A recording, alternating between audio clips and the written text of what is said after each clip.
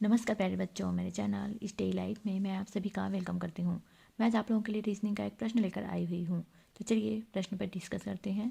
प्रश्न है, मोहन, श्याम, कृष्ण तथा गोपाल, 4 व्यक्ति हैं।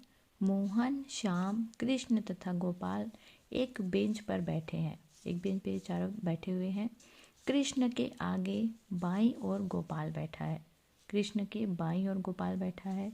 श्याम के एक ओर कृष्ण और दूसरी ओर मोहन बैठा है।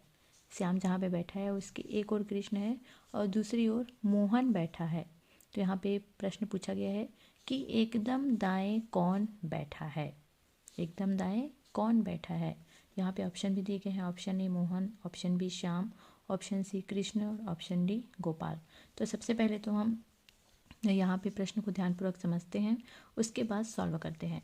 तो मोहन, श्याम, कृष्ण और गोपाल एक बेंच पे चारों बैठे हुए हैं। लेकिन यहाँ पे ऐसे लगातार ये मतलब मोहन के बाद श्याम बैठा है, श्याम के बाद कृष्ण, कृष्ण गोपाल, ऐसा नहीं है। वो हमें यहाँ पे समझना पड़ेगा। तो सबसे पहले हम यहाँ पे लिखते हैं, कृष्ण के आगे बाईं ओर गोपाल बैठा हुआ है। यहाँ पे उसका क्रम कैसे रहेगा?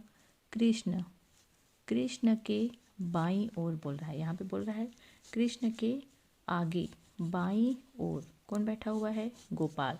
तो यहाँ पर कृष्ण के बाईं ओर कौन होगा? बायां इधर ही होगा ना, दायां इधर होगा, तो बायां इधर होगा। तो यहाँ पे कौन बैठा है? गोपाल। यहाँ पे गोपाल बैठा हुआ है। गोपाल के बाद कृष्ण। अब आगे बढ़ते हैं। श्याम के एक ओर कृष्ण, श्याम के एक ओर कृष्ण और दूसरी ओर मोहन बैठा हुआ है।